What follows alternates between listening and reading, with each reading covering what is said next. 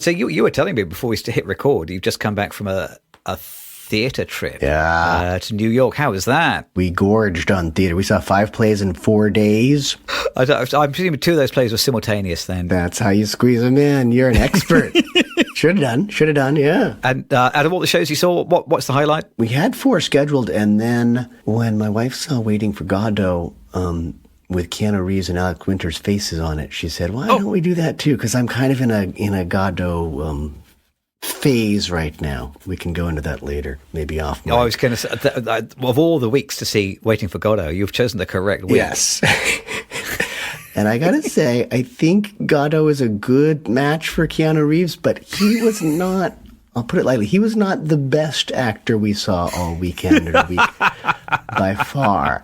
We saw some great acting, and he's okay in that role. And how much do you think you spent on theatre tickets over 4 days?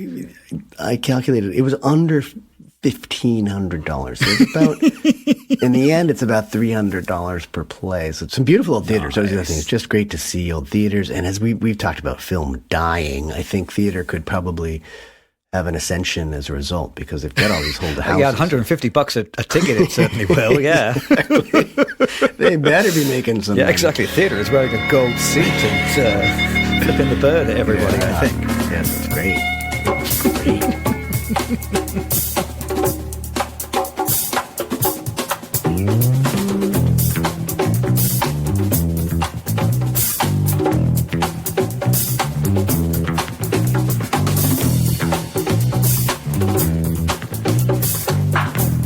Hello and welcome everyone to the Two Reel Cinema Club. My name is Andres Lorente. And I am James Ruzicka. Every episode on the Two Reel Cinema Club, we watch 2 movies. We watch a new movie, and then we watch an old movie, and then we compare A with B.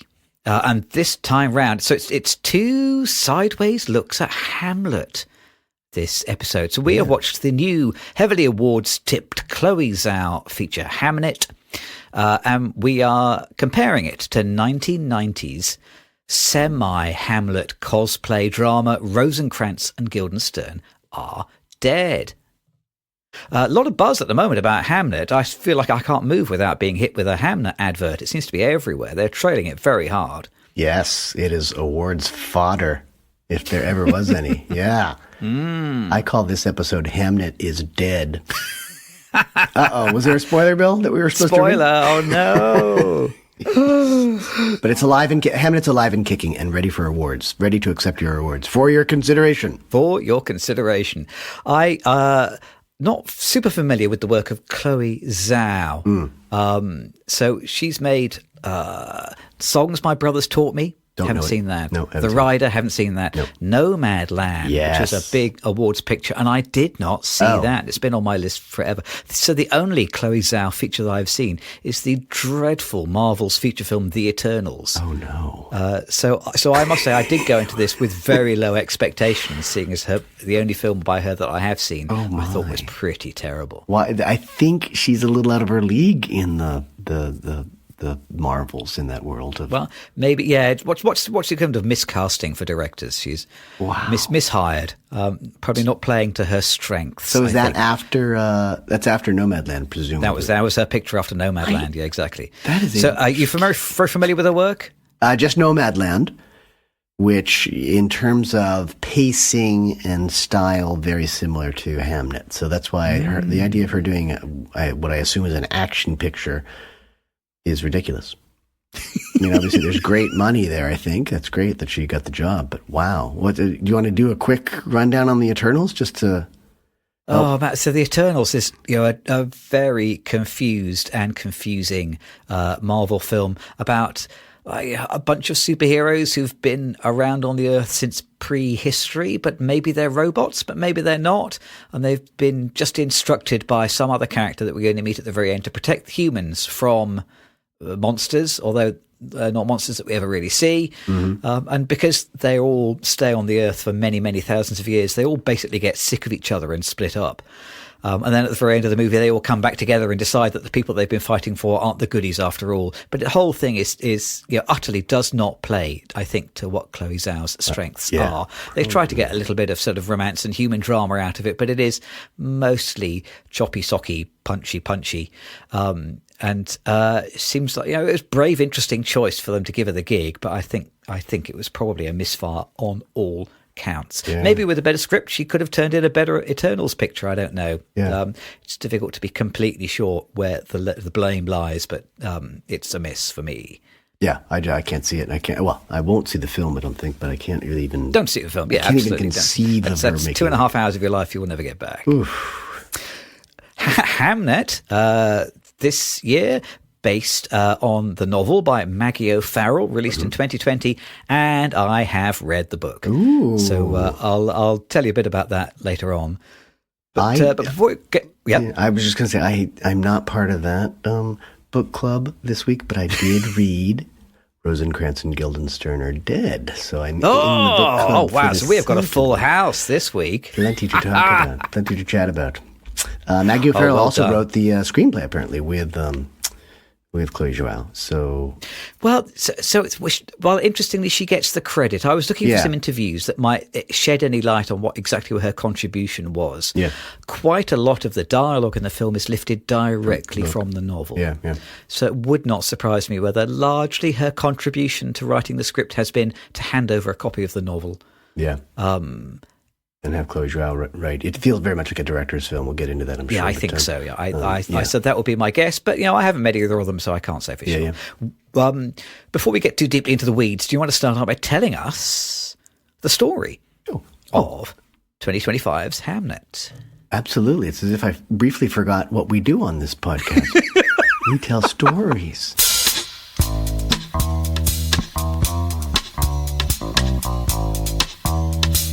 We've talked about a little bit already. Chloe Zhao as the director. 2025, so it came out, I think, theaters just in December, maybe here in November. Out this week in the UK. Yeah, so it's fresh in the theaters. Features Jessie Buckley as, they call her Agnes, I think. Agnes. I would just say Agnes. It's a little easier for me, but I don't know. In all of my notes, I have phonetically written Agnes, because otherwise I know I will forget to pronounce it correctly. Please forgive me if I say Agnes a couple of times. Agnes, that's Jessie Buckley, and then Paul Mescal plays Will Shakespeare. I think they usually call him Will. I'd like to say Bill. I don't know. I used to say Bill Shakespeare, but that's probably completely disrespectful and wrong. Just wrong. Emily Watson is also in the film as Will's mother. Okay, let's get into it. Among these side-by-side twisted trees in their woods near this very inviting cavernous opening into the earth, Jessie Buckley's Agnes reposes kind of in this fetus form. She looks like she's in the womb of earth while she's waiting for her hawk to return to her. When she returns home from the hunt, she meets Paul Mescal's young Will Shakespeare, who is teaching the family's kids and neighbors in order to retire his father's debts to Agnes's father.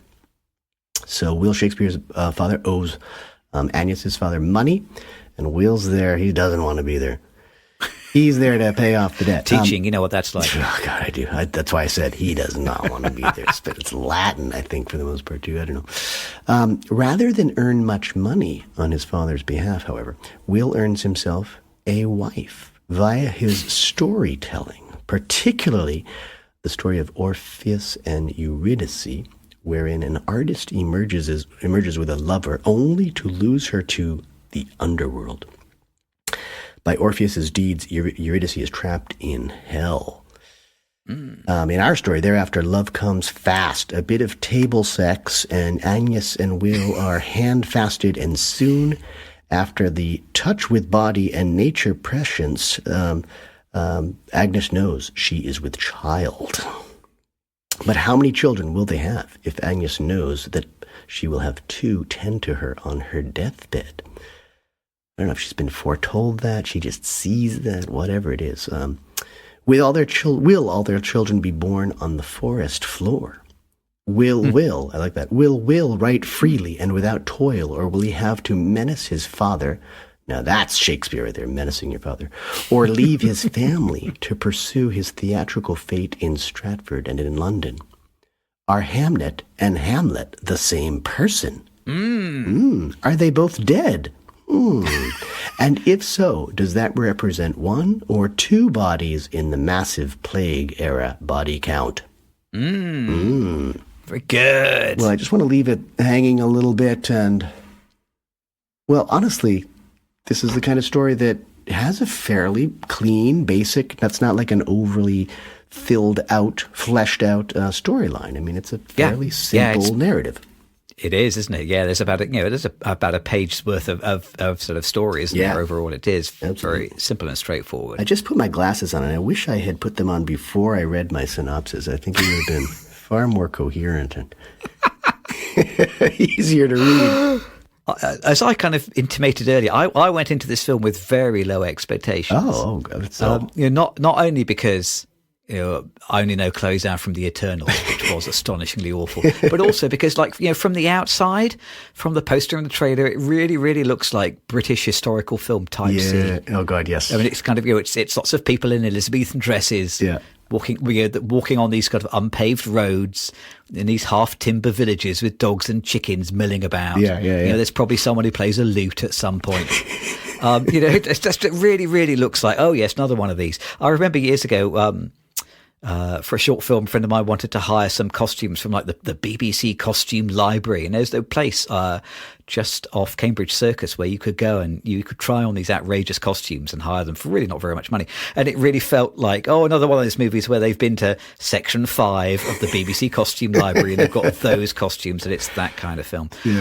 So I went in with very low expectations, and I came out and I thought, spoilers, this film was incredible. I really, really enjoyed it. I thought it was just terrific.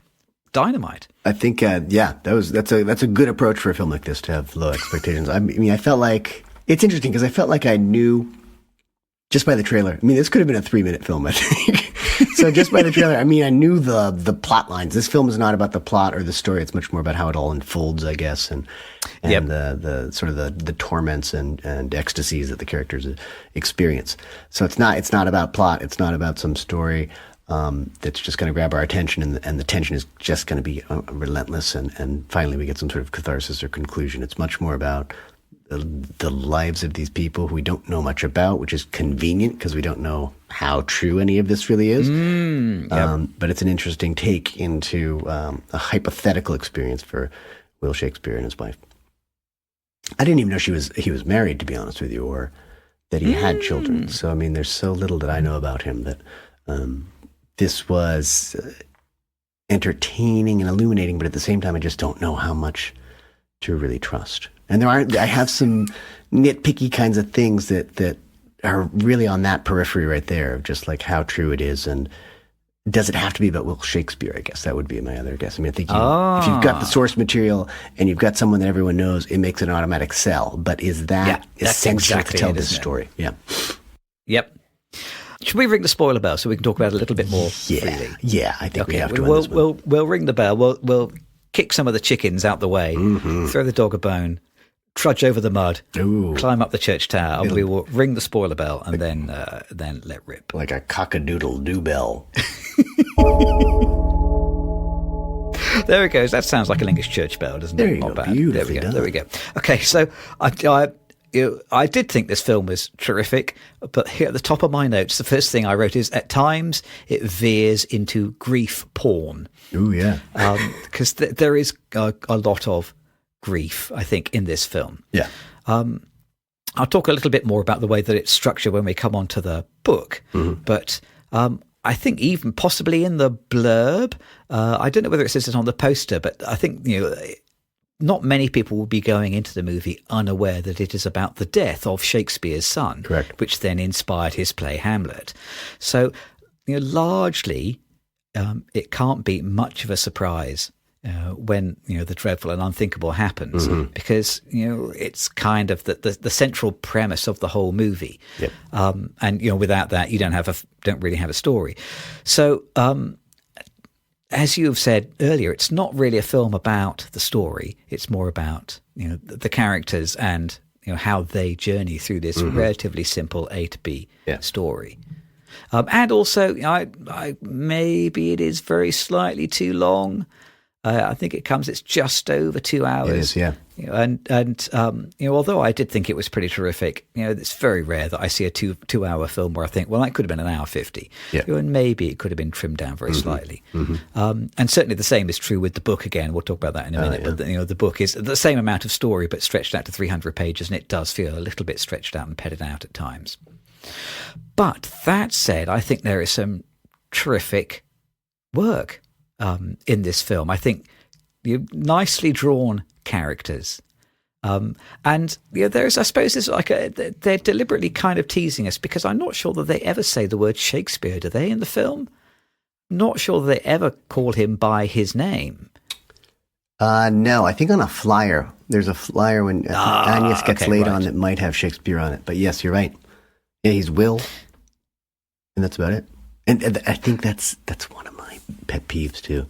He doesn't seem like Shakespeare at all either. I think that's, and we can go into more detail later if you'd like. But and I think there are a lot of hints and sort of like slight attempts to wrong foot the audience, and I think that's how you make a story that is kind of, I won't say thin, but light, let's say, on plot. I think that's how you make it kind of interesting. Like, we are taken to this place where we think, maybe it's not Hamnet who dies, or maybe Hamlet's been stillborn at one point, right? I mean, they play with, because he's a twin with Judith. Yep. And there's this, a couple of nice little moments where, for example, after the first child is born, is that Susanna, I think? First child is born, no problems. Yes. They have a daughter. She's born in the forest. Agnes goes out into the forest and has the baby the way she wants to have it. The second time around, Emily Watson and so Shakespeare's mother and some of the maidens in the house or whatnot, they force her to have it in the house, and she wants to go to the forest. And that's sort of this idea that, okay, something's going to go wrong, and it's not going to, the birth is going to go poorly. And that's when we learn that Agnes's mother died in childbirth, it looked like, or I think it was childbirth, but. So they're just trying to wrong foot us, like who's gonna, and then it's Judith who gets the I guess it's the plague, right? She gets sick first, and we think, okay, it's Judith who's gonna die. It's not Hamnet who's gonna die. So there are these little things, but you're right. We know all along that Hamlet's gonna be the one to die. So it's just a matter of delaying it, or sort of just pointing us in the wrong direction briefly in order to soak a bit more story, and make the reveal a little later down the line. So. Those are little like filmmaking tricks or storytelling tricks. I think they kind of work, but again, because you've given so much away in the publicity of the film and the trailer of the film, we know the guy's going to die. Hamlet's gone. Yeah. But then, largely, if the film is a character study, the actual machinations of the plot not nearly as important as the reactions of the characters to the events of the plot. Yeah, and even though it's a film, sort of about Shakespeare isn't really the main character. I would say it's very much Agnes's film. Yeah. She opens the movie, she closes the movie. Yeah. It's the world's seen through her eyes. And I think that the film has put a lot of effort into trying to get us inside like the mind of a 16th century, not very educated glove maker's wife. Mm-hmm. She does have a sort of a supernatural view of the world, and maybe it's a little bit cheesy. Her kind of sort of her witchiness and her insistence that she emerged from the forest, and people talking about her as the daughter of the witch forest or whatever. It's the forest witch. Maybe it was a little bit cheesy, but she is a character who in real life we know very little about. When I said we were going to go and watch the film, Rachel commented that she can't believe that they didn't cast Anne Hathaway as Shakespeare's wife, because I think Shakespeare's wife's maiden name was Hathaway, wasn't it? Perfect. Would have been perfect. She should have done the casting. Tell me more about why you feel that the Shakespeare in this movie is not your Shakespeare. the way he spoke didn't feel very literate in terms. I mean, I'm not expecting him to speak in prose all the time, but he doesn't speak in the manner of any of his characters in his plays. We kind of know very little about him because the focus is on Agnes. We don't really know what he's doing in London. We see him jump late to some of the Hamlet sequences in rehearsal. Yep. I think another thing is because we're seeing it through her eyes. She seems to have no idea what he does. We see him we see him toiling away and not writing very well, and he's too drunk and he spills over the inkwell on a candle or whatever. But there's really not a great sense of like how much he's writing or where he's writing or we have no idea really what he's doing in London other than the fact that he's there. And then very near to the end, we see that he's rehearsing, as I said, for Hamlet before she goes to see it. We see some fencing. He does some like fight choreography with Hamnet as a kid outside, and that's kind of the closest we get to it. But by the end, where things become really important, I think we have this very unrealistic impression that she knows nothing of what he does. It's like and I get it. It's 16th century. She's never been to a play before, I guess, or never seen theater or troops going through town. But it feels like she's too ignorant of his life. This guy's, if he's already in Hamlet, I think is written pretty far along in his career. Yeah, it's one of his last plays. So I think that's just, for me, like a suspension of disbelief is perfectly fine if it's a Marvel action film, right? Suspension of disbelief when it's a character who we have some idea of what his history is like, but we definitely know that he was a hell of a writer and that he was working with actors all the time. And we're expected to believe that his wife knows nothing of it. And, you know, she refuses to go to Stratford at one point. I think he's bought a house there. We never even see that house, but it's supposed to be this grand house. I found that really, really hard to believe. Number one, that he didn't act more Shakespearean himself. This is Shakespeare after all. That he wasn't Shakespearean around the house, that he wasn't bouncing off ideas on neighbors or having his kids read out. I think the kids do read something at one point, right? They do a little bit of Macbeth. Yeah, they read a sonnet or something, don't they, I think. So there's a little bit of it, but there's really not much, and it doesn't really get to Agnes at all, which is pretty peculiar to me. I think that's, do you know how we talk about the convenience of ignorant police, you know, that they just, they're ham-handed, they can't solve a crime. That's sort of a convenience here of her own unawareness of what her husband's up to and what his career involves and even what theater is. And I would just think that she would know more because she goes into that final play, which is a big scene, big moment. She goes in not even understanding the difference between art and reality, and I think that's too much of an ask for me. Great film, and that scene I want to talk about more because I think that scene is amazing.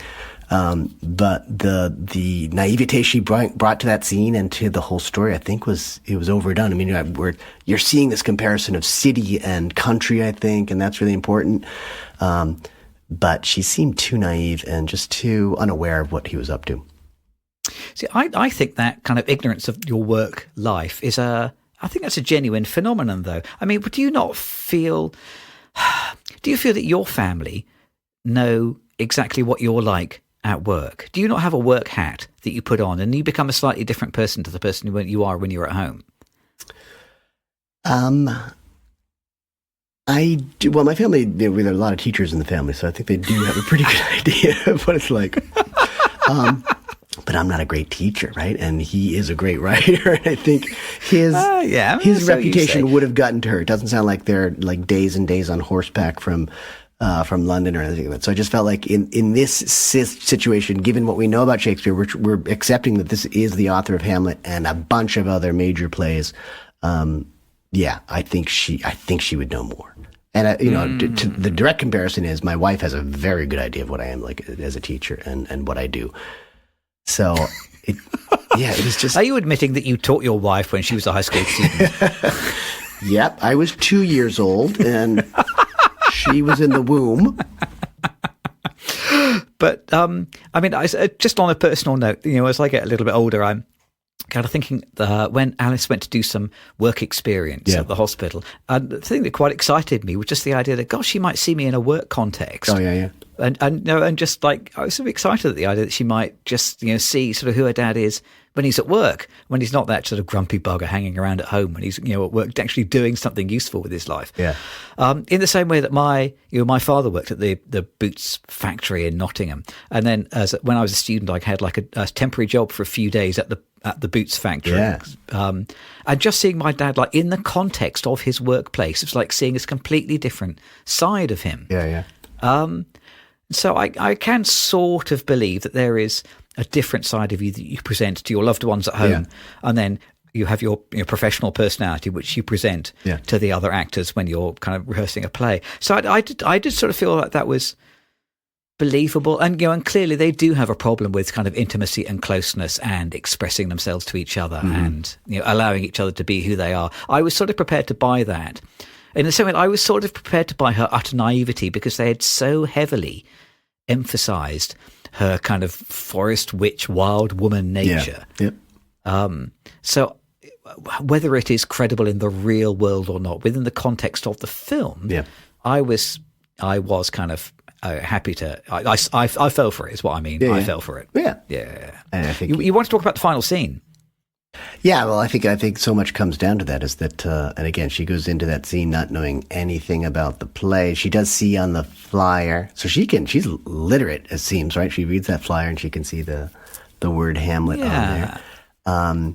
So she's taken into the play. This is what he's been working on since the death of Hamnet, we think. Yes, I don't know what the timeline there exactly was. Yeah, timeline is confused. But they've gone through, he gets home, Hamnet does die of the plague. He's basically almost taken it on from his sister. Judith has it. Agnes is able to heal her, but then Hamnet goes to be with her in the night one time when Judith is near death, and the implication is that he is going to sort of become contagious or contract the disease. Yeah. And he dies when Will is on his way back from London. He's not there in time. There's a lot of guilt between for Will, a lot of grief for Agnes, and then Will goes back to London very soon, and that's when we next see him sort of struggling with some of the lines in Hamlet with his actors, his players. But then I don't know, I forget if she was invited down there. I don't know. Her brother sort of takes her to London, and they see where he lives, and it's very modest. It's not this house that we've been hearing about. He's working in an attic, and we get to see a staging of Hamlet, presumably the premiere or an early show at the Globe Theatre, and she sees Will as a ghost, and that freaks her out a little bit. She sees Hamlet. She doesn't know what people are talking about. What are they saying? And it's a very emotional scene, I think, because in part Will is able to bring the son back to life, even if it's just in fiction, even if it's just on the stage. He brings Hamlet back to life. And Will is a ghost, but he's among us. And there's sort of this idea that, yes, he's gone physically, but he's still here. He's still on Earth, or he still touches Agnes. And there's this wonderful abyss in the trees, the background on stage. There's they're in a forest, but there's this one opening in the forest, and it's very reminiscent of this pit in the earth where we see Agnes at the very beginning. And it sort of represents death, but life at the same time. A lot of stuff's coming together in this one scene. There's this dark pit that we've seen throughout the film, and now we see it on the stage, and it's like, do we go there or not? Is that death? Is that life? Which is really, I think, conjures up these wonderful emotions and feelings and thoughts. That last scene, though, I thought was the most powerful, and it's really that Hamlet's doing a soliloquy towards the end. He's right in front of Agnes, who's moved right to the front of the stage and has her hands on the stage. And then as he's dying, she puts her hand on his, and then everyone in the audience starts trying to get their hands on her hand or on Hamlet's hand.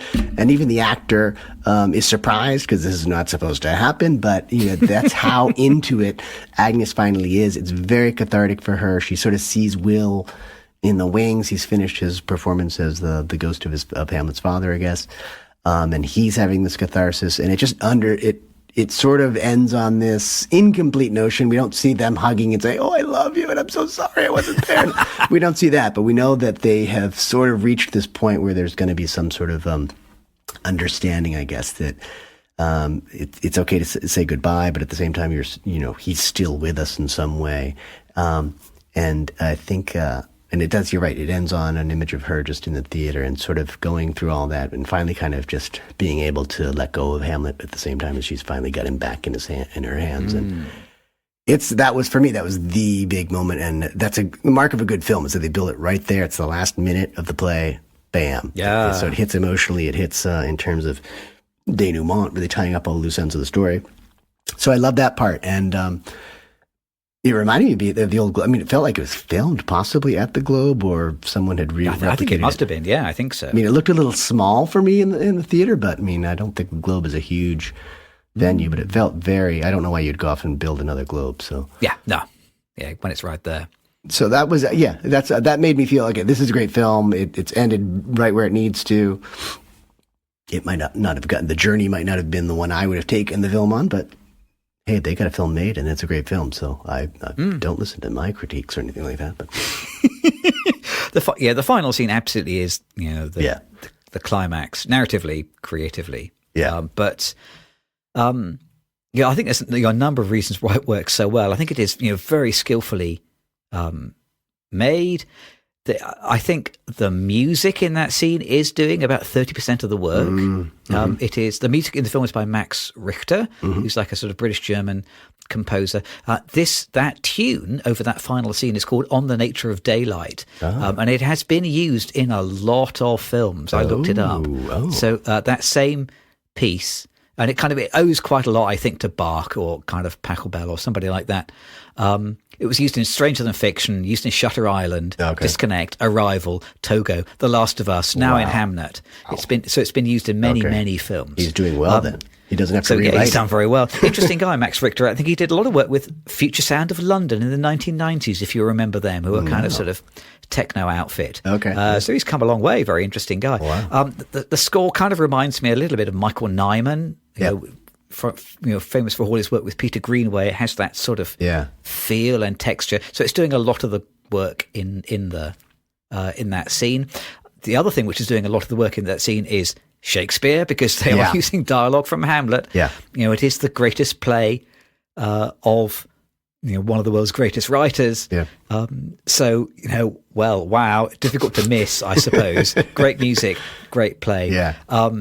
And then that final scene, it ticks my favourite box in screenwriting, which I feel like I talk about every month, where, the greatest scenes are the ones where the meaning of the scene and the dialogue and the action of the scene are sort of perpendicular to each other. They're not talking about the things that they are doing. Yeah. And the thing which is happening is a little bit different to the thing which is being played out. It's just when you can get the meaning of the dialogue at right angles like that. Yeah. That's the very finest kind of writing. So it is tremendously moving final scene. And I think it shows that sometimes the great skill in directing is pointing your camera at the actors and letting them do it. Yeah. That's kind of just what she has done here. Yeah. She's just pointing the camera at Jessie Buckley and letting her do it, and she does it so well. It's really, very moving. It's beautiful. And also the actor who plays Hamlet, who, it's interesting, in a few scenes before that, he's being admonished by Will for not delivering his lines properly, and then you see him just knock it out of the park on stage. Yeah. That part is very well done. And I will say it's preceded a little bit by something that sort of contradicts what I said earlier, and I'm happy about that. We do see the to be or not to be soliloquy sort of on the river. I think it's in London. I think that part's in London. Yeah, I think it is. So Shakespeare's sort of just walking around and ends up on this dirty bit of beach on the river or something like that. And you can see him, I don't know if he's composing at that moment or he's already written it. He's just trying to remembering it and bring it back. But, obviously because this film is so much about death, we get a lot of this fine line and this half-light space between life and death. And it comes out beautifully in that moment. I think if I know Hamlet well, and I don't. I mean, I feel like I know it because we've spent a lot of time on it recently, but I think some of those passages are taken out of sequence in order for the film to play out the way it does. But it's really well done. That's a great scene for the last actor on stage, as well as boy, his living mother in the audience, I guess is the way to look at it. But yeah, so I mean, obviously there's a lot of talk about this, and that's why the abyss is so important. This fine line between living and dying, and how we keep the dead alive. And I think that's kind of what the play is about. And we've recently just seen Shakespeare prance around as a ghost beforehand, and it's interesting to see the old audiences kind of be oohed and awed and wowed by a ghost. Oh my god! Now I'll quickly talk about the book. And there is kind of a couple of things to say about the book in relation to the ending. The book is good. That's my review. Well done. But the book is shaped very differently to the film, insofar as it really leans into non-linearity. Oh, so the book starts with Hamnet like coming home and finding Judith feverish in bed, and there's no one else in the house, and he kind of dashes out in a panic to try and find the doctor, or try and find his parents, try and find anybody. Yeah, so it's constantly flipping timelines forwards and backwards between like Judith and Hamnet being feverish and ill, and the story of Will and Agnes kind of meeting and courting. Oh, so kind of it flips backwards and forwards, lots and lots and lots. More it's like. And then at about sort of 2/3 of the way through the book, finally we get to the scene where Hamnet climbs into bed with Judith and sort of takes her place, and he dies in her place. And then from there on, the book is just completely linear. oh okay. So I'm not convinced that it adds a great deal to the storytelling to have this kind of non-linear shape, but it's what she's gone for. Okay. I said earlier that it does feel a little bit dragged out. It feels like 150 pages worth of story pulled out to 300 pages. It's very, very slowly paced. A lot of sort of deliberate slowing of the pace. The whole paragraphs of characters' thoughts and movements all drawn out very, very explicitly. All the stuff that you would try and eliminate in a screenplay. Yeah. The book has got more material about Will's family and his home life, more about Agnes's family and her home life, more about the Hawks. There's more stuff about that, and a lot of it is beautifully written. It's nice, but like the ending, it was very similar to the film. And a lot of the dialogue in the film is lifted directly from the book. The speech he has about, I'm going to be careful when I'm crossing the river because you need an experienced boatsman, and all that is verbatim taken from the book. Lots and lots of stuff. The Orpheus and Eurydice story is not in the book. Oh, and I think that elevates the film script. And also the book ends with Agnes going to see the performance of Hamlet, and she sees her husband playing the ghost. And then he leaves the stage, and his last words to the audience are, "Remember me." And that is the end of the book. Whereas the movie then goes on to give you the rest of Hamlet and have this very kind of moving final scene with the death of Hamlet, which I think is a vastly superior ending. So the rest of Hamlet and the hands and all that stuff, not in the book. I think sort of Chloe Zhao's come up with a much, much better, more poignant, more moving way to finish the story. Yeah. It seems to capture that same sort of leisurely pace and tone, though. Yeah, I guess it does. Yeah. But more leisurely, if anything. But yeah, that's just good adaptation. I think just really taking what you need. I felt we sort of mentioned in passing. It feels like a director's film, as if she obviously wrote the script as well, but she had the shots in mind. She had the feeling, the atmosphere in mind, and she does it at her pace. So it just feels like a film that really deserves that authorship, I guess. A film by. I don't know if that's a Directors Guild essential that you have to have a film by at the end of these films. No, this feels like a film by. Yeah, people do love film by, don't they? Yes. Or a Chloe Zhao film. I think you have to have one of them. That's a guild thing. I don't think that is a choice. So I think the more modest people put it towards the end as opposed to the beginning of the film.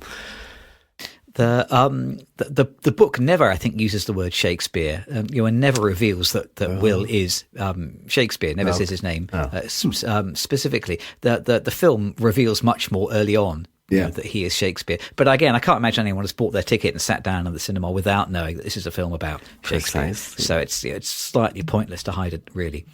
It's interesting how tell me if I'm right. I think Will's framing in the film is often very symmetrical. He often appears like in the center of the frame, surrounded by symmetrical shapes. He's inside boxes. He's framed in such a way that everything around him is very, very geometric.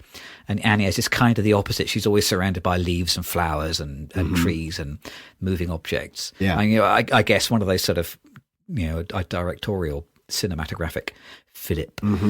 A lot of primary colours as well. A lot of reds and greens and blues, aren't there? It's kind of it's a little bit downbeat in its colours, but there are some clearly symbolic uses of colour. Yeah. A bit of anachronistic dialogue as well. I will quickly say this, which is that there is a scene which I suspect is improvised where they are playing with the children.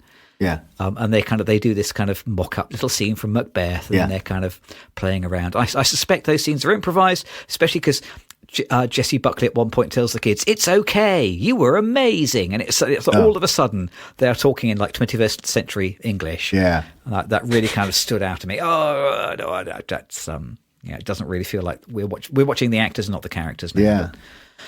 Yeah, overall, very good. Yeah, I liked what you said about the framing of the two characters, because for me, this one theme that emerged a lot was just this city versus country.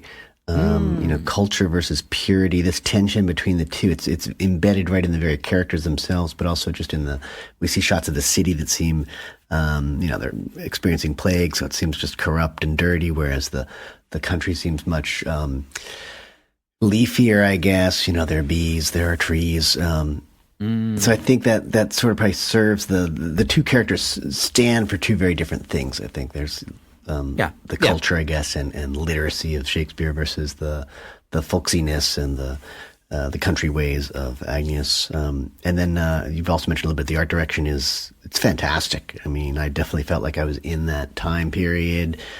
The mud, you have to have mud in these films. There is a lot of mud. Agnès really wears one dress, a red dress, the entire film, and we see it in various states of dirtiness.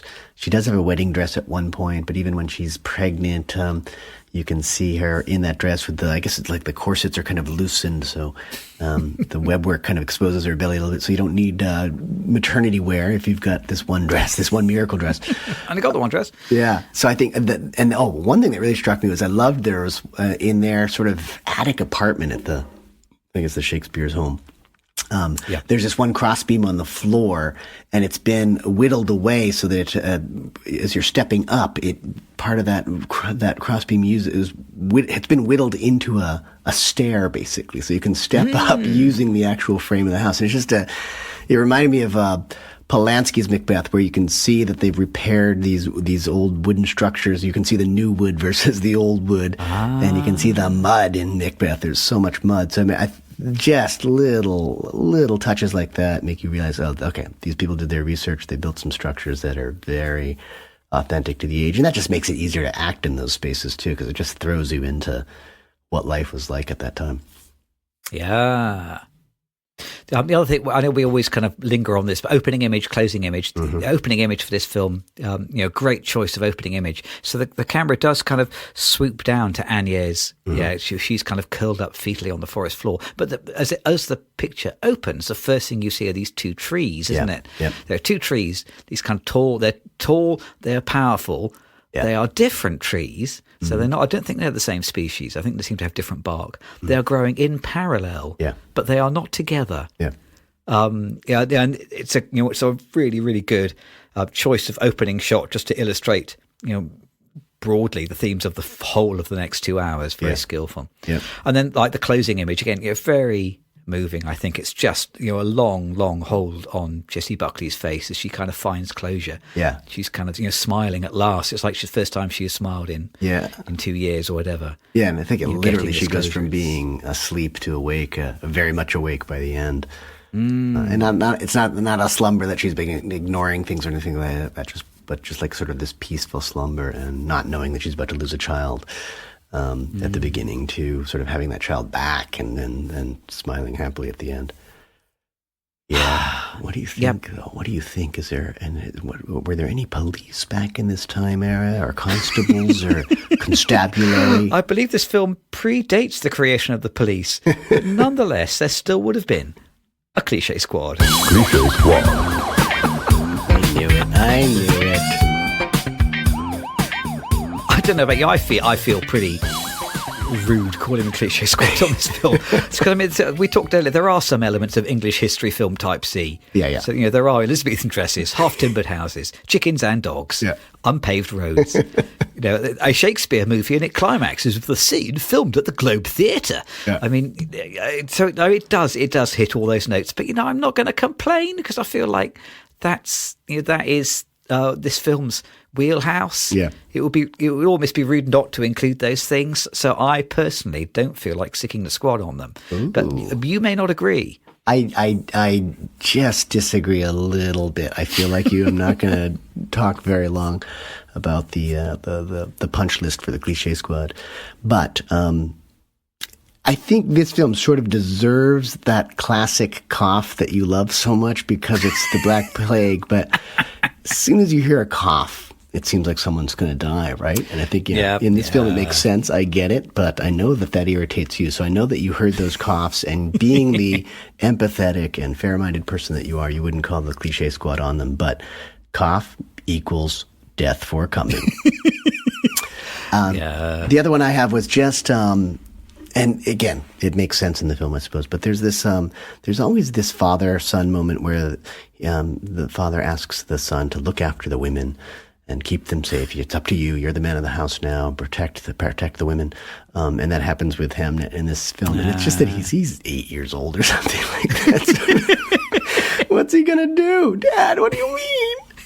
And sure enough, he rises to the occasion and he kind of like saves his. And I think that's it. I guess the reason it bugged me a little bit in this film was because it really does come true, and it's kind of on the nose that he climbs into bed with Judith and basically said he's stealing the Black Plague from her or taking it upon himself to save her. So he really does it. Those were the only two things that I wrote down. But I feel like you. I'm not gonna belabor this cliche squad with a lot of work to do. I would just say, just give them a little nudge, just remind them that these things have been done a lot. There have been far worse offenders this year. Yeah, absolutely. Good. So, yep, I think Hamnet deserves its awards hype. Yeah. I think it's probably going to do very well, isn't it, in awards season? It should, yeah. Well, I think art design, set design for sure, possibly director. I think she's already won that award. Yeah, that was Nomadland, wasn't it? Adaptation sounds like she's done a great job taking the book and making it cinematic, which is never an easy feat. So, yeah. And then you've got fantastic performances on the acting front. I think when you get into some more of those technical things about costumes and such, cinematography could be in there. I mean, yeah. Yep, quite possibly, yeah. Yep, soundtrack, I think. I think it'll do well. So her challenge is not to take another junk action film in order to cash in on the success of this. But everyone's got to pay the rent. Got to pay the rent. Okay, you could dig up an old Tom Stoppard thing like Shakespeare in Action or Shakespeare in Destruction and get a whole series of films like that, like Super Shakespeare. Right, well, let's have a break and we will come back and we will look at, I guess, Shakespeare in Two Mirrors, something like that. We'll come back and we will look at Rosencrantz and Guildenstern Are Dead.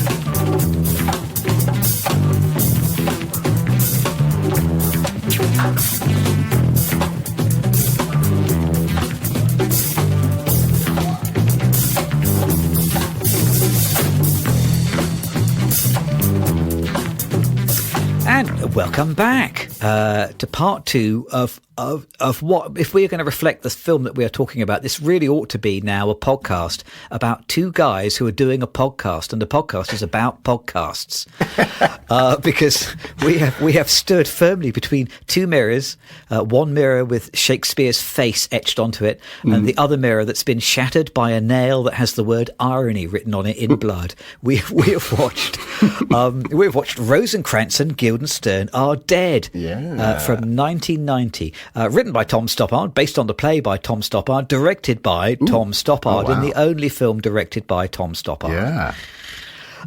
Now, we had to pair something with Hamnet, and there is no shortage of Shakespeare movies. I looked up earlier on, actually, there's lots and lots of movies of the plays, quite a few movies of The Life of the Man. Yeah. Most of those Shakespeare movies not very good. I discovered today. Yeah. Do you remember Strange Brew? Yeah. It's a Mackenzie Brothers film, isn't it? Yeah, exactly. The Mackenzie Brothers film from 1983, and that is based on the story of Hamlet. It is. So God knows there is no shortage of Hamlet movies. So how come you chose this? How come you chose Rosencrantz and Guildenstern Are Dead to pair with Hamnet? Do you have any other questions for me, Counsel? A number of reasons, I guess. I think Tom Stoppard had just died before. When did he die? In December?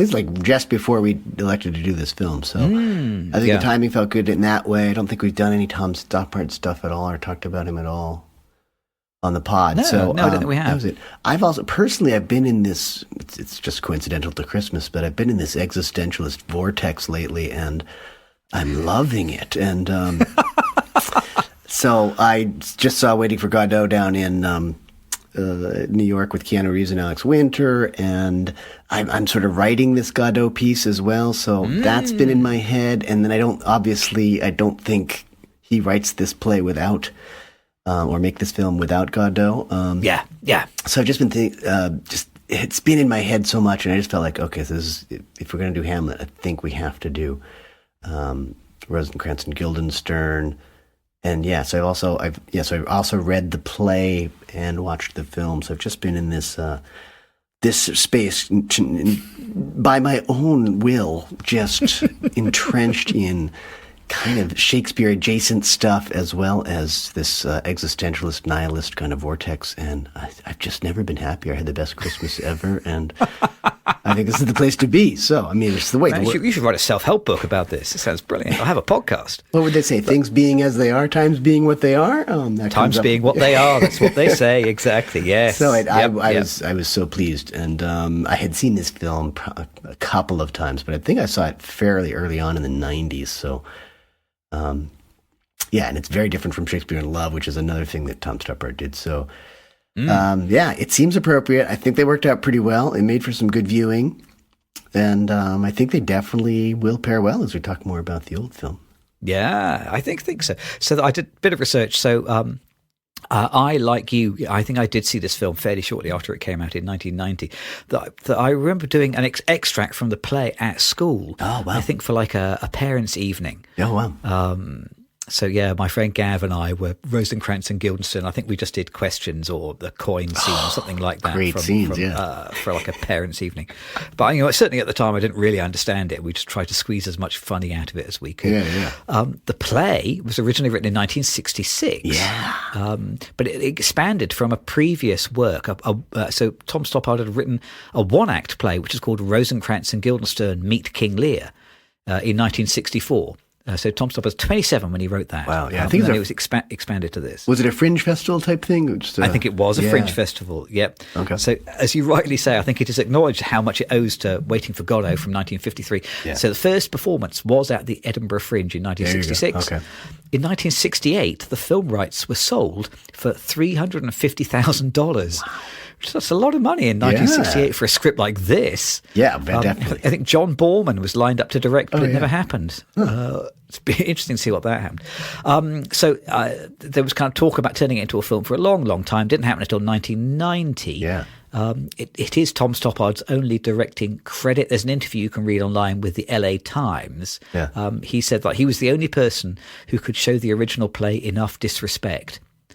He told the LA Times, well, at least the director wouldn't have to keep wondering what the author meant. Yeah. Was what he said.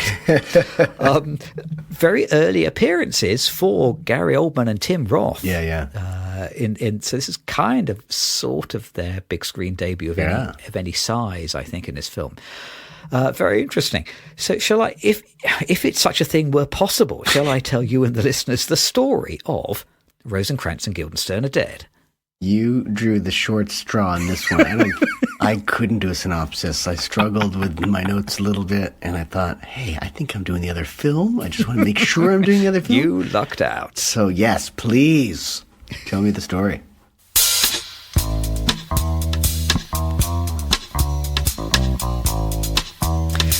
So, in this arch metatextual ironic historical comedy.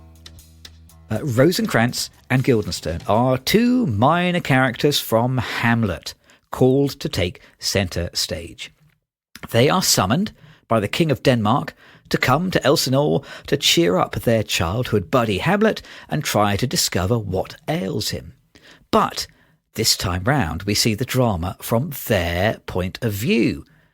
Not as medieval noblemen, but as barely sketched-in characters with no past and no future, no memories, no understanding, alternately bemused and mystified by the world they have suddenly been born into. Meeting a group of dramatic players on their way to Denmark, they are forced to wonder whether they are players themselves. Will they play their roles in Shakespeare's play? Can they understand and win over Hamlet? And will they escape the fate that awaits them? Well, I don't know that they escape it so much as they're just kind of cut out of their fate. Their fate is forced. This is another movie where the spoiler is in the title, isn't it? It's like, yes. I feel like this is one of those movies where the word metatextual was basically invented to describe it. Brilliant. Well used, yeah. So I, as a teenager, was broadly mystified by this play and kind of thought, I didn't know Hamlet when I was a teenager. No. I really know Hamlet super well now. I certainly didn't know it then. I think I knew Hamlet slightly better when I saw the film in the early 90s. I remember finding it sort of a bit confusing and bemusing when I saw it last time round. Yep. And having seen it this time, I'm finding it less confusing, but still, a little bit befuddling and bemusing. Yeah. How did you find watching it this time around? Very much in debt to Godot, even more than I ever thought before. Even with the hats and stuff and the costumes. So on this visual level, definitely. And then, definitely, I love the fact that, the befuddlement is just part of both of those plays, I think. The entire idea to me is incredible that, that in the early 60s, mid 60s, a 26-year-old would come up with this whole gimmick.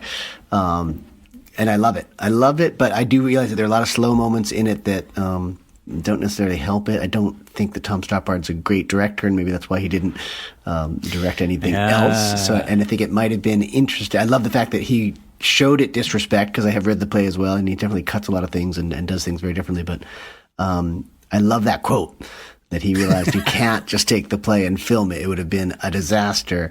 And yet at the same time, you want to, the whole premise is so unique and so interesting and has all these opportunities that you have to keep, the heart and soul of the play. So I think in other ways, it's kind of like any Shakespeare in the sense that it's really hard to understand entirely as a modern theater goer or a modern film goer. So I felt just uncomfortable and loving it. I think it's just perfect in the sense that, I don't have to understand it all. I've got to laugh when I want to laugh. I've got to enjoy those moments. There's a lot more slapstick in it to a certain extent. There is, isn't there? A lot of people talk about it as being like Laurel and Hardy a little bit. It is.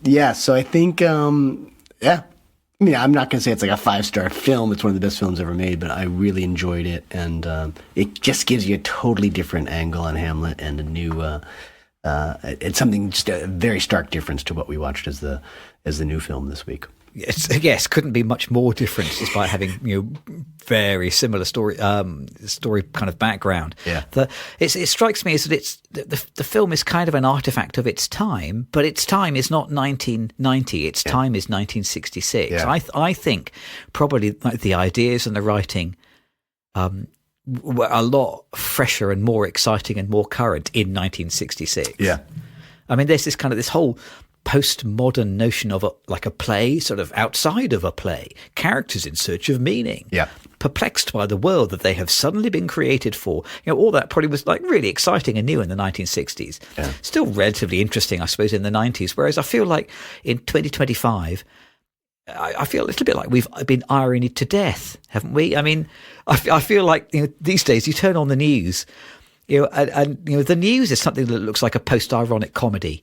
I feel like CNN is a self-aware satire on real life these days. Yeah, and not just that. It's like I think this kind of ironic, detached, play within a play idea has permeated like everyday life. I feel like everybody I know leads like a double, triple, quadruple life. Yeah. There's like, it's like a boring, ordinary life where you go to work and you pay the rent. Yeah. And then on top of that, there is a shiny, filtered Instagram life. And then next to that, there's like, everybody has a kind of like an ironic, detached version of themselves who makes comments on Facebook. And then, and then everyone else also kind of got this imaginary life where, they think that their life would make a great podcast if only they could just be slightly more arch and detached. I mean, I feel like this kind of weird arm's length, detached, stagey view of life as a performance with nothing underneath it. That is the actual texture of modern life in 2025.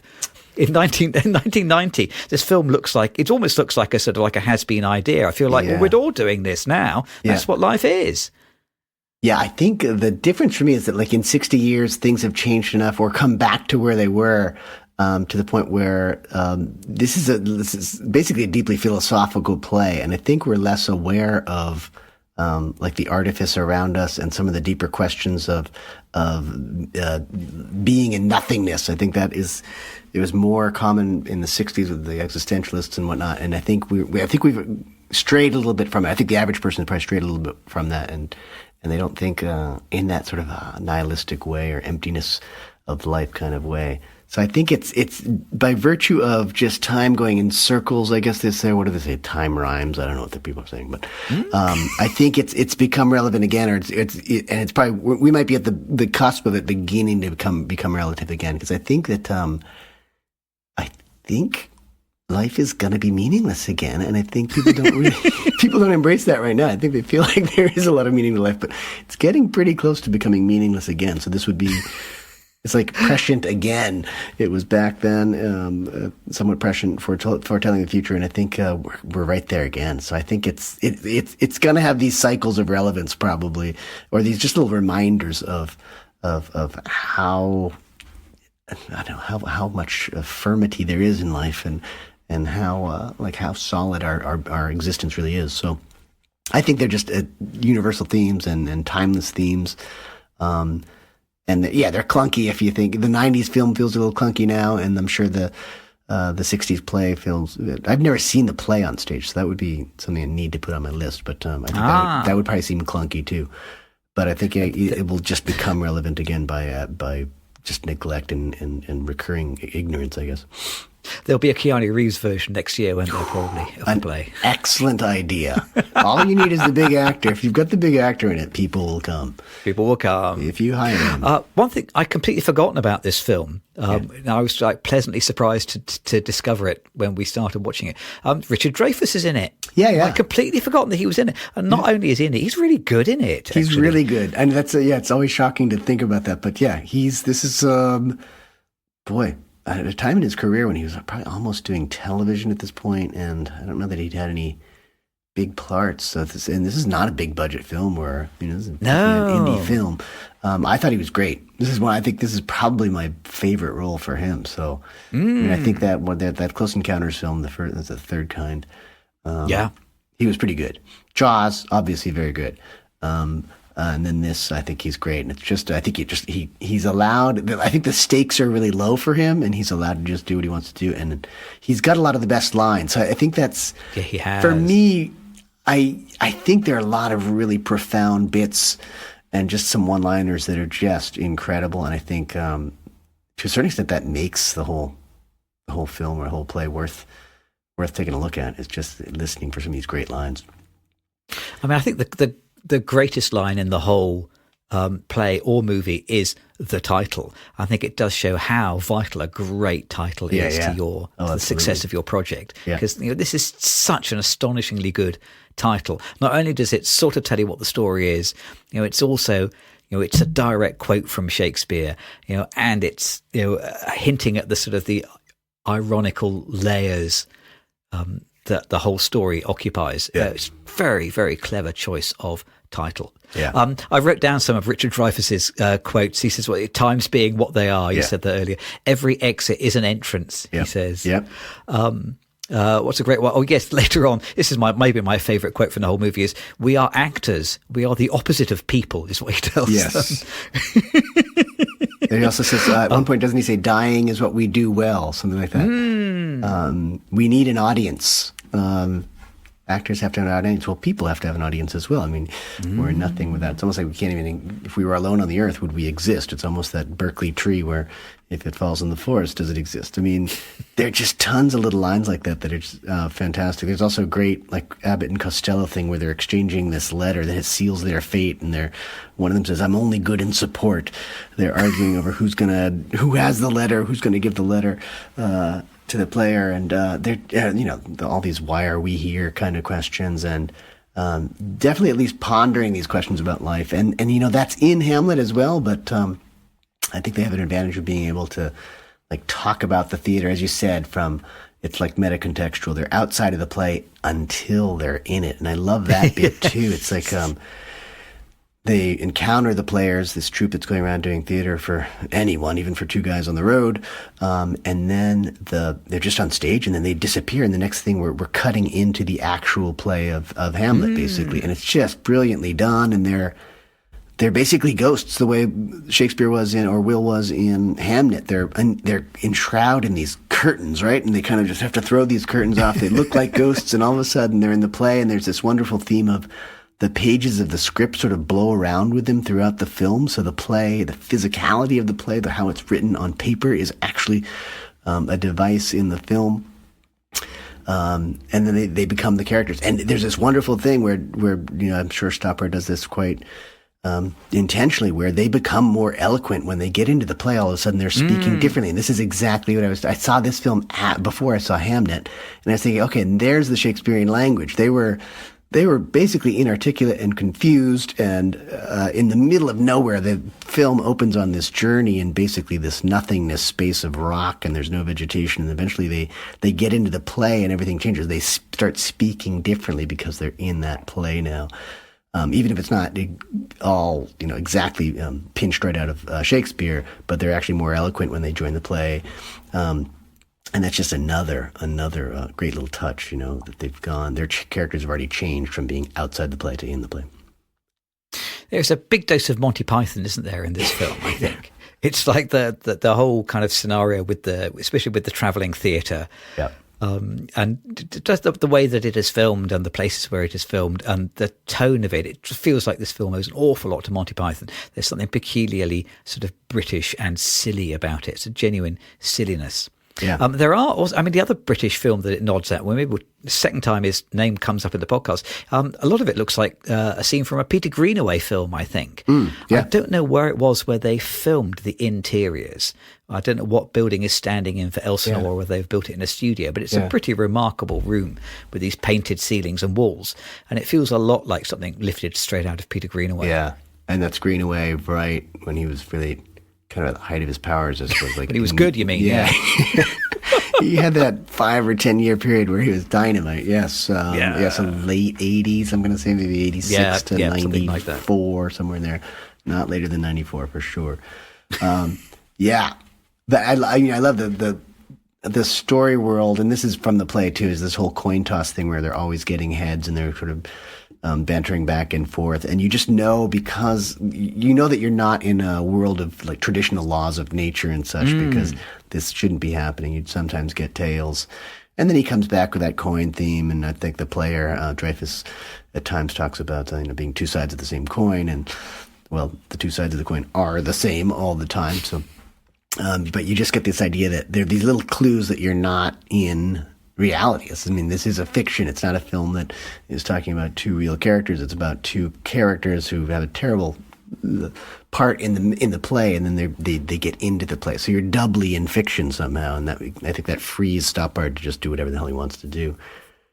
But again, the mission is simple, right? What's wrong with Hamlet? You go in. They've been told by is it Claudius and Gertrude to find out what's going on. Why is he unhappy? Why is he depressed? And to try and spark some joy in him. And it's a red herring, right? The guy's depressed. That's all it is. There's nothing wrong with the guy. So it frees Stoppard to do whatever the hell he wants, because they're their purpose, their aim, the protagonist's goal it's unachievable. There's no way they can do anything. And this is kind of life. There's really not necessarily any purpose. You're just out there. Yeah, you're going to find out that some people are depressed and some people aren't. Spark joy. Yeah, that's it. I've got one question which I think only a qualified English teacher can answer. So maybe you'll be be able to answer this or not. So Rosencrantz, Guildenstern, their names are iambs, are they? Rosencrantz, Guildenstern. Yes. Yeah. Oh, thank God. I felt so smart. I wrote that down in my notes halfway through. I was patting myself on the back and I got to the end and I thought, maybe they're not. Perhaps I got it wrong. Oh, no. So at least I've confirmed that with somebody who actually knows what they're talking about. Great fun to see a young Ian Glenn as Hamlet. Oh, yeah. Who also knocks it out the park, actually. Very watchable. Really, very, very watchable. Yeah. Some great acting. Definitely. And I think, as you said earlier, Tim Roth and Gary Oldman are fantastic. And their scenes together, I love the question sequence. Playing questions is just brilliant. And then where they're practicing the interviews, they were trying to figure out what questions they're supposed to ask Hamlet because they have no idea. They've just been told to find out what's wrong with Hamlet. Those scenes are great. The scenes with Richard Dreyfuss are fantastic. So, and then another thing about this play is that or the film in particular, a lot of it's told through puppetry or. What do they call it? Mute acting or mime or mime? Or do they call it dumb acting at one point? It's wordless. It's this wordless play, and they there's foretelling in there too. Like Rosencrantz and Guildenstern sort of get this idea that they're going to be killed by watching the players do a wordless version of is it Death of Gonzaga or something like that, and then even the King Claudius realizes he's going to die. So there's a lot of It's very cinematic in it. I mean, like puppetry is actually quite cinematic. There's not a lot of dialogue that tells you exactly what's going on because you're not really even supposed to know what's going on. But the puppetry pieces and the theater practice pieces really give you a lot of the story. And honestly, a lot of this is very true to Hamlet itself, but also just great little bits of filmmaking to get the story and the exposition in. And, you're getting in exposition and foretelling the story all through puppetry. I love that part. I will confess that I did find the film much more clever than I found it funny. Yeah. Yeah. I have written a few notes in my notebook here where I was saying, this is not funny enough. I'm not entirely sure whether it was funnier in 1990. Yeah. Maybe it was funnier in 1966. I think these days, questions feels to me more clever than it is funny. I did not find myself chuckling a great deal. I chuckled broadly when Richard Dreyfuss was on screen, but not so much when he was not. Ah, that's great. Yeah. Well, I mean, I think a lot of the physical humor is Gary Oldman being sort of a goofball and sort of breaking almost everything that he touches or everything going wrong when it's in his hand. He has this reverse Midas touch, I guess. So I think some of it plays well as physical comedy, and then some of it's just really clever, and there's a lot of wordy wit in there too. But I agree with you. I think it might have been funnier in 1990, but it seems less funny now. If that's possible. And I strongly suspect that they went to the same BBC costume library that they did for Hamlet. It's another selection of those kind of classic Shakespearean big dresses, isn't it? It's there they are again. It's great, yeah. It is great. You guys have a good library of costumes over there. It's very useful. Like it comes up more and more. Opening and closing images, as always. So it opens with like the two of them riding a horse in front of this kind of impossible cliff. Yeah. I presume that is a real place. A lot of I was trying to figure out where was this place with this kind of weird, is it granite? Is it ice? What is this stone that they're riding in front of? I think it was stone, yeah. It just seems kind of like truly impossible. Yeah. I guess it's almost them kind of arriving out of nothing and arriving out of nowhere. I think the idea is it's just nothingness. There's no life, and they're coming out of that. They slowly get into forest and nature, and then they get pulled into the court, basically, right? So it's fantastic. Whereas the closing image is fairly Terry Gilliam, isn't it? It's them packing up the theatre cart. So Rosencrantz and Guildenstern, as promised, are dead. But Richard Dreyfuss and his company live on. Yeah. They pack up the cart. They fold it all up back together like a pop-up book or something like that. Get it back on the road, and then they are drifting away under the stars. As the credits roll, so I guess it's a real kind of. It feels like one of those movies where the last shot is a picture of somebody closing a book. It's a real kind of bookender. Of a closing shot. Yeah, well, I think of it as being like the players brought them into life. So fiction gives them life, and then it's ultimately the players who actually manage the execution too. It's not like there's a king there to execute them when they get this note that's been exchanged by Hamlet. Hamlet was supposed to be killed, and they were supposed to deliver him to the King of England, I guess, right? But instead, Hamlet has switched the letters to make sure that the King of England kills Rosencrantz and Guildenstern instead. But it's really the players who sort of execute them. So it's like you've been given, fiction has given you life. You've been brought into this world of play and imagination, and then fiction will also kill you. I mean, they're killed by the same theater troupe that they originally joined, and that sort of dragged them into the story in the first place. So it's a nice little touch. Again, I think it fits in really well with all of the to be and not to be of Hamlet and the existentialism in both pieces. So I think it's a success. It's a little bit clunky as a film, and you can see that it's not in the hands of a super experienced or really technical director, I guess. But it's someone who knows his story and executes it pretty well. Yeah. Not execute as in put to death, I should say. Execute as in makes it happen, manages very well. Don't tell me you're using double meanings when talking about Rosencrantz and Guildenstern are dead. Also, not a commercial hit. No, probably not. The statistics I've got, the budget of just under £2.5 million. Box office less than $1 million. So I suspect it was a disappointment at the time. Yeah. That may be part of the reason why Tom Stoppard did not go on to direct more films, but he still had a tremendously successful screenwriting career. Yeah, absolutely, and theatre writing career.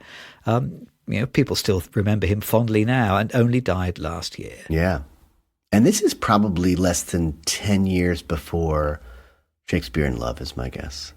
Oh, good question. Something like that. I think Shakespeare in Love is probably late 90s, and this was 1990, so I don't think Shakespeare in Love is as late as 2000. So I'm going to say it's less than 10 years. So 98. 98. Yep. Okay. John Madden's 1998 romantic comedy. You're right. So it was a short step from Rosencrantz and Guildenstern to that.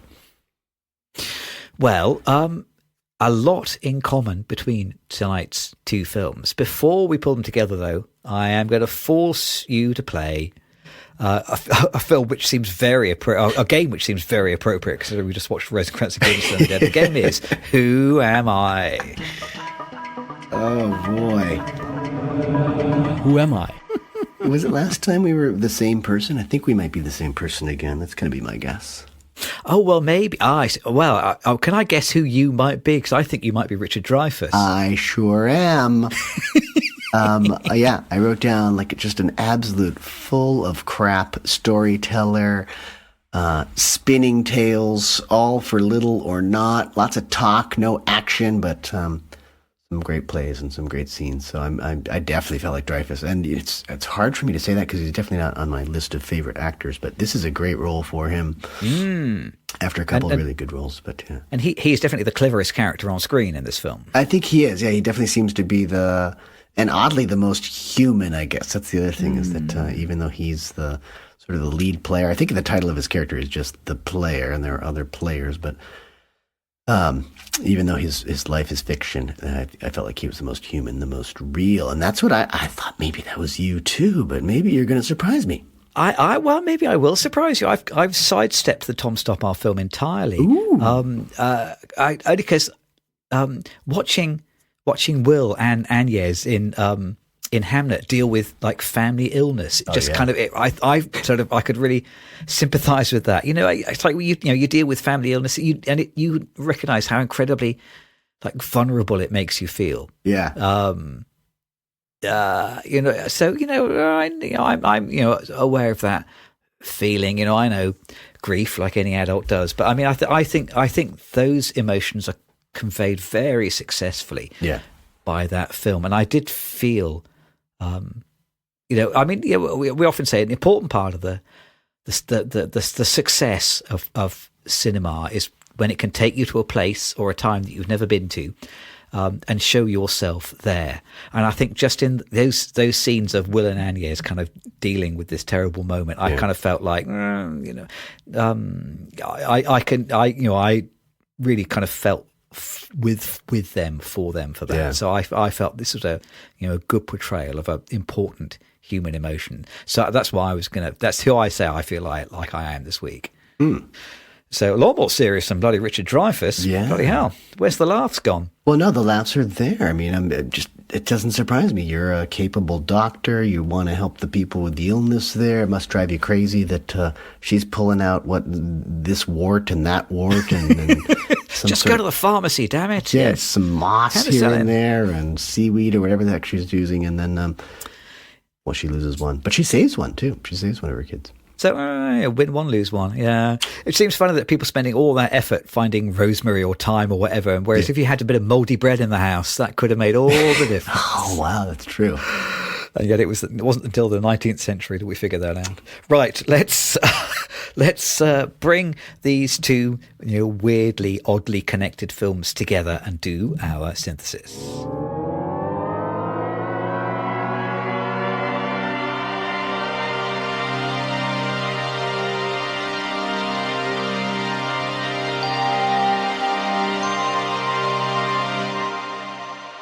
So I'm going to start out on this one by asking you another question with you wearing your English teacher hat. Oh, God. Am I right? Hamlet is like the general consensus opinion is that Hamlet is his finest play. Is that right? Oh, boy. That's a good question. Maybe that's not even a meaningful question. Yeah. I don't know. I remember my older brother once telling me that Hamlet is the best play, but King Lear is the finest poem in the English language. Yeah. And so that's like that received wisdom that I've always sort of carried around with me, but I don't feel qualified to say whether it's actually accurate. I think, I mean, it's so hard. There's so many great plays. I think I liked your analysis. Yeah, Hamlet's the best, but King Lear is the greatest poem in the English language. That's good. It's very good. So Hamlet written about 425 years ago. Yeah. And I'm sure you were in the room for this. Roger Hyams, who was one of our tutors at film school. Yes. I remember he read us a speech from, I think it was, I want to say Henry V, was it? Yeah. And so he read us this speech. He was, a great writer, great actor. Yeah. Roger Hyams read us this speech. And then afterwards he asked us all, what does that make you feel? And I put my hand up and I said, it makes me feel like I want to give up writing because I know I'll never write a sentence as good as that. Yeah. You read one of Shakespeare's sentences and you think, oh my God, that's an incredible sentence. And then Shakespeare turns around and says, well, you like that? Here's 3 more hours of them. It's just so astonishingly, it's just so blooming good. Yeah. As we said earlier, Shakespeare, very clever subject for a movie, for a bunch of reasons. Incredible international recognition, very, very widely known. Yeah. And yet, we don't know a great many biographical details, so you can kind of be as loose as you like. Mm-hmm. And it's so long ago that nobody can claim any rights. So it's like a perfect storm, isn't it? So these kind of two films, so I'm glad you didn't choose Shakespeare in Love. These are both kind of films that are sort of about, I wrote in my notes, they are about the Shakespeare that you see out of the corner of your eye. Now, Shakespeare is sort of not the main character in Hamnet. We kind of see Shakespeare, distantly by his hand in Rosencrantz and Guildenstern. Maybe Shakespeare is the player in that film, but they're both kind of 2 or 3 steps removed versions of Shakespeare, I think. Well, I think, he created, those characters exist in Hamlet, so those are his characters, but obviously Tom Stoppard's done a lot more with them. They're both the Shakespeare adjacent without being entirely about Shakespeare. That is the word I was looking for, adjacent. Oh, well done. Yes, good. Yeah. Why couldn't I think of that earlier? They are both Shakespeare adjacent. Yeah. Where my kind of follow-up thought from that was that, so they're both Shakespeare adjacent, but I feel like Rosencrantz and Guildenstern is maybe just a bit too respectful of Shakespeare. Because I just imagine Shakespeare being alive now and giving him the script of Rosencrantz and Guildenstern are dead. Mm-hmm. And I wonder whether he would have read it and said, that's fine, but maybe can you make it a bit funnier? Yeah. Can you keep the story moving? Can you get a proper ending that's a bit more dynamic, maybe? Work in a bit of pathos. It's just, somehow that's, I kind of imagine how, this is one of the big problems of writing anything which is Shakespeare adjacent, which is that you're adjacent to Shakespeare. Yeah. So anything you write is going to look bad by comparison. Exactly. You can't, unless, as in Hamnet, you use that Shakespeare text unashamedly and get it to play to your advantage. Yeah. Well, both films definitely have a lot of Hamlet quoted in the film, so they're basically building on that. It's definitely foundational for both. I think that and the one thing I really like is that actually you see how much Shakespeare stole from the Death of Gonzaga. Is that what it is? The Death of Gonzaga. Right. So you've even got him borrowing from someone else. In Rosencrantz and Guildenstern are dead. So I liked that a lot. And, he does that very well because it's basically Hamlet trying to get, disrupt his uncle's life and his mother's life by showing them that play and sort of foretelling them of their death and their doom.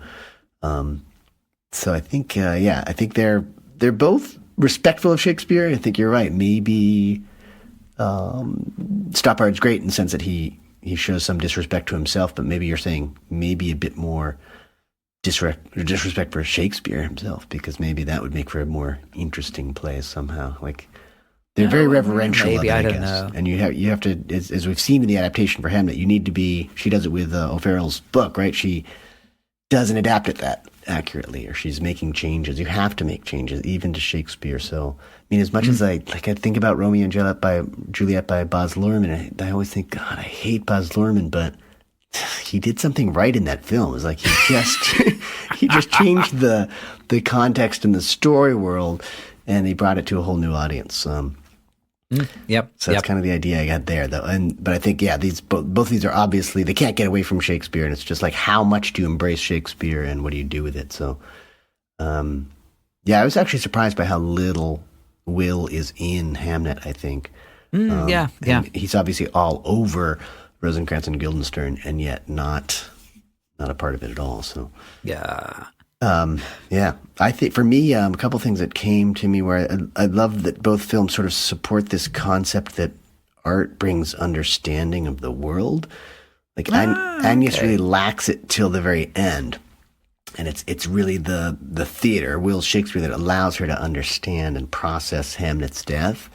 So, she's getting at it by fiction, which is interesting. And then, theater is the only way that Rosencrantz and Guildenstern exist or even know existence, is by being dragged into either the original play of Hamlet or being dragged into this play that's ostensibly about themselves. So, just how this again, this sort of half-light world of life and death, or fiction and reality. I think both of the films really do a pretty good job of that. And there's this, we see, as I said before, we see Rosencrantz and Guildenstern come into life through these curtains, and you see that with Hamnet too. Like after he's died, I think there are these dream sequences that maybe Agnes is having, where he's in this sort of curtained off area. He's not in the living world.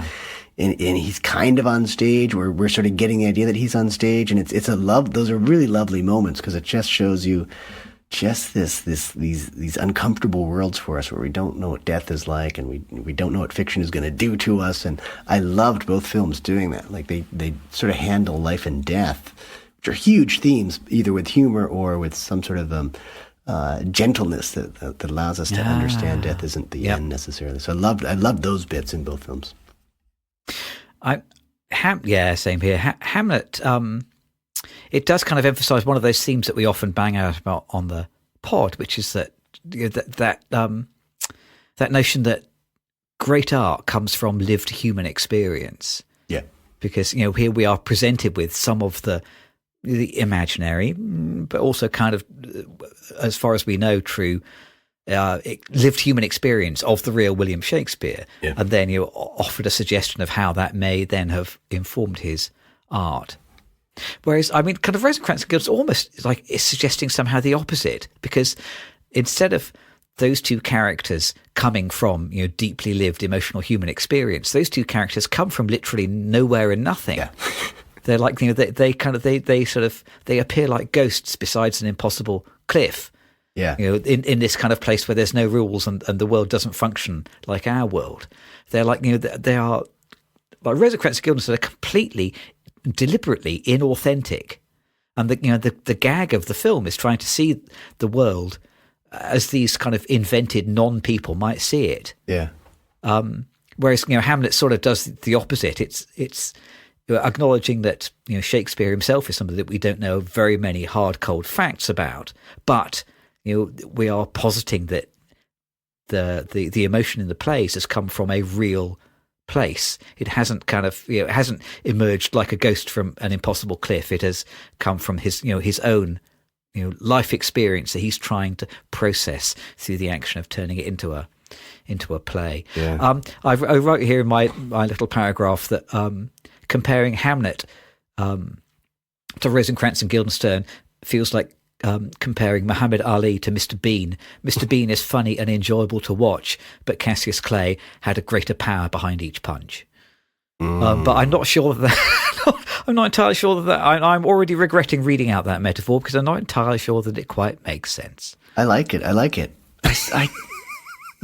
just saw Mr. Bean in something, and I don't know I can't remember what it was. He's not in Rosencrantz and Guildenstern are Dead, is he? Does he have a quick moment? No, I don't think so, no. I saw him in some film recently. What was it? I'm going to think about it. I think it was probably on one of those bus trips or something like that. Okay, let's leave that one be. I think it was in Wonka, with Tim Chalamet's Wonka. When did that come out? Oh, is he? Yeah. Oh, he's in that. Okay. Yeah, he opens it. That's what I'm confused because I've seen it, as you're going to see him, and I've left that off my list of things in the theater recently, so...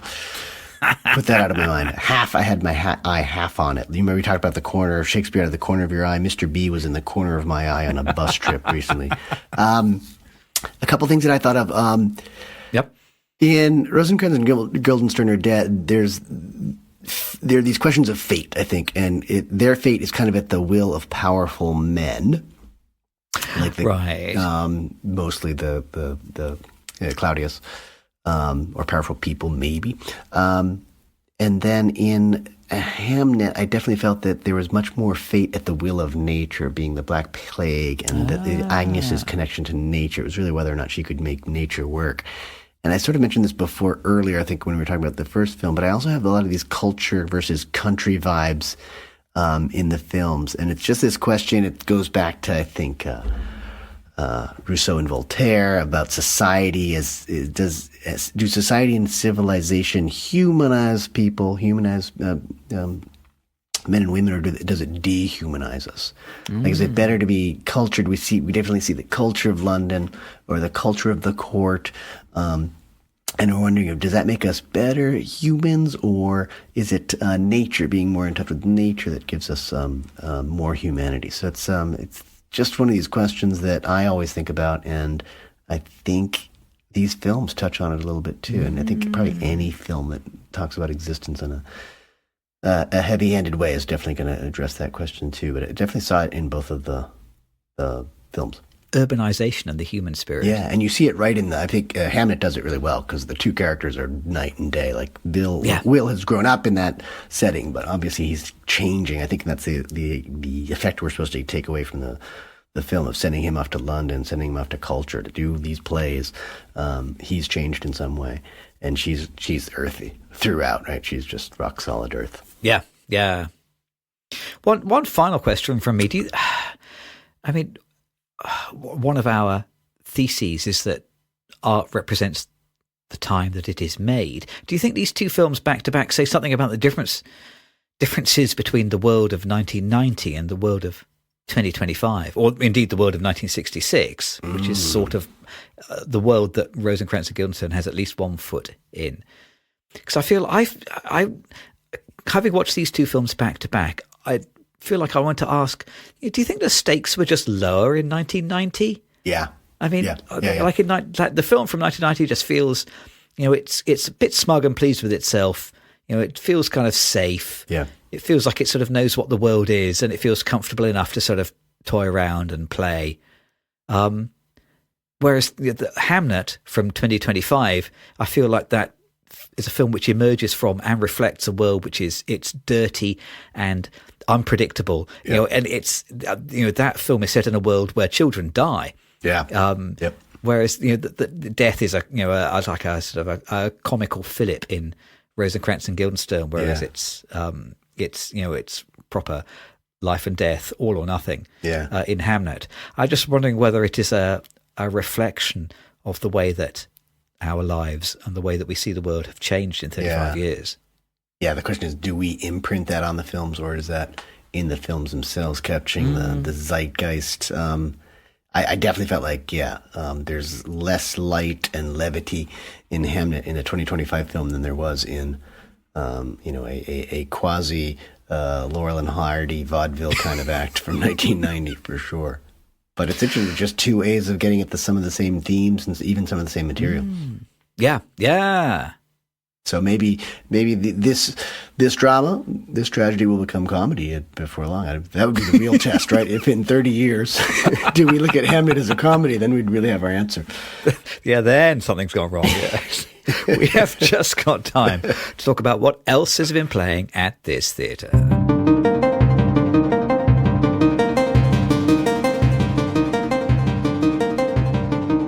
And I know you've been to see loads of great cultural things, so I'm going to go first because I know mine will be much less cultural than yours. So we've just had Christmas, so we've seen loads of things. Big time off for Christmas, opportunity to go and see loads of things. I'm only going to talk about one, though, which maybe disappointingly is the new Knives Out picture. Wake Up, Dead Man. Written and directed by Ryan Johnson. So this is his third Knives Out picture now, and they're all kind of super star-studded. I didn't like the first one very much. I only watched the second half of the second one, but for some reason, basically, we all settled down to watch this one over Christmas. It's like it's sort of somehow become a seasonal tradition. That's what it felt like.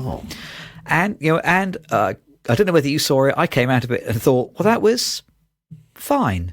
It's fine. It's like 5 out of 10. It's like it really feels like, I don't know how much money they spent on it, but it feels like the sort of movie that would have been like a TV movie 30 or 40 years ago, starring like a couple of actors from a soap opera and someone from a sitcom who was taking on a dramatic role, hoping to widen their sort of repertoire. And then there would be one aging film star who'd chip in with a cameo because they knew the producer and wanted to get out of the house. And they'd all be like wearing nice little outfits in a sort of Agatha Christie story with a little denouement at the end. And all would have been made for about $100,000. But this time, I looked up the budget, $151 million. Wow. To make Wake Up Dead Man. Which seems amazing for a film that's basically shot on like a couple of sets, with some location work in Essex, apparently. Those actors. So, I think if I do like a one-word review, the one-word review is inoffensive. It's like one of those films that's like feels like it was made for the whole family to watch. After Christmas dinner, when you're all digesting and maybe a little bit dozy and eating chocolates out of a big plastic tub. And that like an older family member will shout out, I bet they did it in the first 15 minutes when one sort of particularly Scooby-Doo character comes on. And then surprise, surprise, you get to the end of the film and they were the baddie. It feels a lot like that. I expect we're going to get another 3 or 4 of these in the next few years. I think it's just going to become the norm now, isn't it? He has a franchise. He's built a franchise for himself. They've got to be, at this point, they've got to be easy to write and cast and direct. I mean...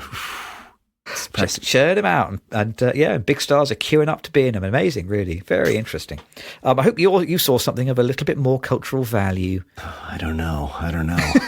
I will say that expression "it was fine" has become like a catchphrase on the Two Real Cinema Club for respectfully showing our disrespect for a film. Oh, that's good. It was fine. It was fine. Well, I've been exploring a lot of Christmas and nihilist themes recently, which just, in my opinion, it's just like the two sides of the same coin. I rewatched It's a Wonderful Life, which we did on the pod 2 or 3 years ago, I think, and loved it. I just cried from beginning to end. I was just so happy watching it. Again, I think that in the last couple of years, that film's gained even more meaning in terms of the economics of the world as well. I had never seen Miracle on 34th Street, so I was happy to see that with a very young Natalie Wood, and that's a film that, boy, it would never get made today. I don't think. I was surprised how Are anti-consumerist. you telling me it's very racist? Is it racist? No, anti-consumerist, anti-capitalist kind of. What? Yeah, like a collectivist kind of film. It was wild. I was very surprised by that. I saw a French film. I guess it's a Christmas film. It's called Who Killed Santa Claus? And that's from, I think, the late 40s to maybe early 50s, latest. I saw Factotum, which is a film that I had seen. I didn't think I'd seen it. I had seen it. It's it's a sort of a Charles Bukowski book adaptation, sort of a biopic of Bukowski. Not so good. Matt Dillon is in that one. I saw Lepeto Man. I watched a lot of Lepeto Man stuff this vacation. Lepeto Man, I don't know if I sort of mentioned him in the last podcast, I think. He was this fartiste or this flatulentist. Awesome. There's a British film that I found on YouTube. It's 30 minutes long, so it's not a full film. It's like a novelette or a filmette about his life, which I thought was quite funny. It had a very touching ending. I was very surprised by the ending. But it's about this great farter who performed at the Moulin Rouge way back when. So I think it's because I talked about it on the last podcast, the whole candle blowing scene in Center, that I went out and found that. And then just the other night I watched New York, I Love You, which is, I think, like a riff on Paris Je t'aime, which is Paris, I Love You, I Love You, Paris. I was amazed by this film because it's 11 short films by different people. And it is consistently terrible. I don't know how you get 11 people, 11 directors, 11 writers to write crap and then get big name actors to deliver their worst performances over the course of 90 or 100 minutes. It was uncanny. I couldn't take my eyes off it because it was just bad. And I thought, okay, one of these guys is going to do a good short film. Terrible. Absolutely terrible. Do you think the film really should have been called Large Tax Breaks, I Love You? Something like that. Yeah. That would have been more appropriate. Because Paris Je t'aime is pretty good and has some great, directors and writers. And I think whoever, talking about franchises, I think the producer of that film decided, I'm going to go to it in New York, and maybe they've done it in other cities since then, but it was just uniformly awful. And it's quite an accomplishment, an amazing achievement. Like, I don't know if they said, please be bad. We want you to write a bad script. We're going to get actors to do very bad performances, and all the direction is going to be just really bad. And we're going to tie it all together with some sort of connective tissue that is also bad. I'm always glad that things like that exist because it makes me feel better about my own work. Yeah, exactly. Hey, if they could get that made, I got a chance. I still got a chance. On Instagram, we are at Two Real Cinema Club. We are the same handle on BlueSky. Read the blog at tworealcinemaclub.com. Comment on the YouTube channel or email us tworealcinemaclub@gmail.com. Next week, we are going to be back with our favourite episode of the year. Yeah. Looking forward to this. It is the Film of the Year show 2025. Very exciting. So excited. Can't wait for that. So excited. Before then, well, I hope I would say go and see Hamnet. Go and see Hamnet. Yeah, Take definitely. a tissue. Yep. Good work. I enjoyed it tremendously. Not perfect, but what is? Yeah. And if you want to go and see Rosencrantz and Guildenstern a day, make sure you take a series of complicated mirrors and masks, I think. Is what you need. Join us next week. We will see you then. Bye, everyone.